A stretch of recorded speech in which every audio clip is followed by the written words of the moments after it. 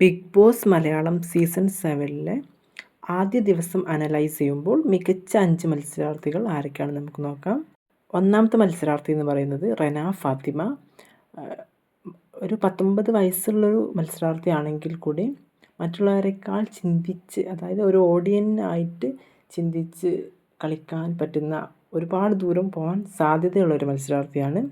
അനീഷിനെ കുറിച്ചിട്ടൊക്കെ റെന ഫാത്തിമ മനസ്സിലാക്കിയിട്ടുള്ള കാര്യങ്ങളും അനീഷിനെതിരെയൊക്കെ പല പ്രൊവോക്ക് ചെയ്യുന്നുണ്ട്.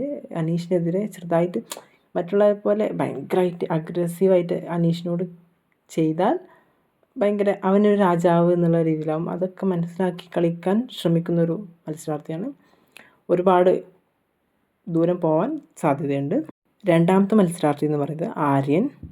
ആര്യൻ ഒരു ഗുഡ് ലുക്കിംഗ് ഗൈ ആയതുകൊണ്ട് തന്നെ അത്യാവശ്യം വോട്ട് എന്തായാലും അവന് ലഭിക്കും.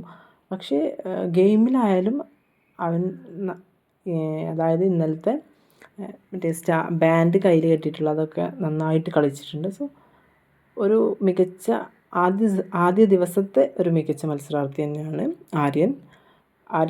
ആര്യനും ഒരുപാട് ഇതുപോലെയൊക്കെ പോയാൽ അത്യാവശ്യം ആര്യൻ ഒരുപാട്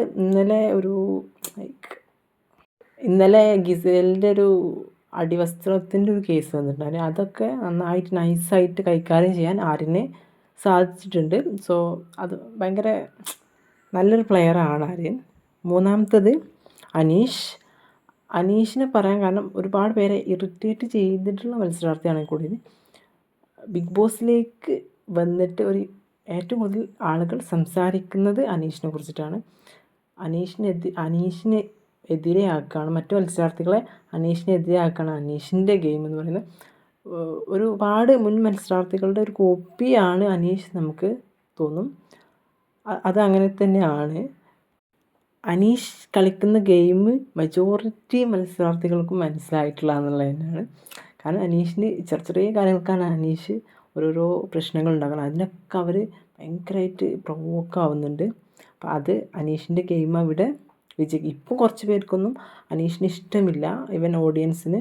പക്ഷേ ഇത് ഇങ്ങനെ പോയാൽ അനീഷിന് സിമ്പതിയായിട്ട് അനീഷിന് ഒരുപാട് ഫാൻസ് ഉണ്ടാവാൻ ചാൻസ് ഉണ്ട്. സോ അനീഷ് ഒരു മികച്ച മത്സരാർത്ഥിയാണ്. ഒരു ആദ്യ ദിവസത്തിൽ ഇത് വെച്ചിട്ട് ഒരു ഇമ്പാക്റ്റ് അനീഷിന് ഉണ്ടാക്കാൻ സാധിച്ചിട്ടുണ്ട്.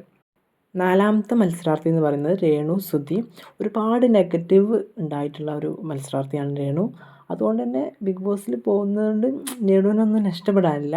പക്ഷേ ഇതുവരെ വെച്ച് നോക്കുമ്പോൾ രേണു എന്ന് പറയുന്നത് ഒട്ടും നെഗറ്റീവ് സ്പ്രെഡ് ചെയ്യാത്തൊരു മത്സരാർത്ഥിയാണ്. പുറത്തേക്കാൾ പോസിറ്റീവായിട്ടാണ് ഇതുവരെ ചെയ്തിട്ട്. നെഗറ്റീവായിട്ടൊന്നും രേണുവിന് ഏറ്റവും കൂടുതൽ ഫെയിം ഉള്ളത് രേണു സുധിക്ക് തന്നെയാണ്. അതിൽ ഒരു ഇതുമില്ല. കാരണം ഏറ്റവും കൂടുതൽ അറിയപ്പെടുന്നത് രേണുവാണ്. ബിഗ് ബോസ് കാണുമ്പോൾ എല്ലാവർക്കും രേണു എങ്ങനെ ആയിരിക്കും എന്നുള്ളതാണ് എല്ലാവർക്കും അറിയാനൊക്കെ സാധ്യത. അവളുടെ എന്തെങ്കിലും നെഗറ്റീവ് ഉണ്ടെങ്കിൽ അത് എടുത്ത് കാണിക്കാൻ മലയാളികൾക്ക് എല്ലാവർക്കും എന്താ പറയുക, ആ ഒരു ത്വരയുണ്ട്. സോ ഇതുവരെ അങ്ങനെ മോശമായിട്ട് ഇന്നലെ ഒരു ഫൈറ്റ് ഉണ്ടായിരുന്നു, അതിലും രേണുവിൻ്റെ ഭാഗത്തായിട്ടാണ് എല്ലാവരും നിൽക്കുന്നത്. കാരണം തലവേദനയുടെ കേസിലൊക്കെ ഒരു മികച്ച മത്സരാർത്ഥിയായിട്ട് നമുക്ക് കാണാവുന്ന ഒരു മത്സരാർത്ഥി തന്നെയാണ്. അഞ്ചാമത്തെ ഒരു മികച്ച മത്സരാർത്ഥി എന്ന് പറയുമ്പോൾ അനുമോളാണെങ്കിലും അത്യാവശ്യം ഫെയിമൊക്കെ ഉള്ള ഒരാൾ തന്നെയാണ്. സംസാരിക്കേണ്ടടുത്തൊക്കെ സംസാരിച്ച് ഒരു നല്ല രീതിയിൽ മത്സരിക്കുന്നതാണ്.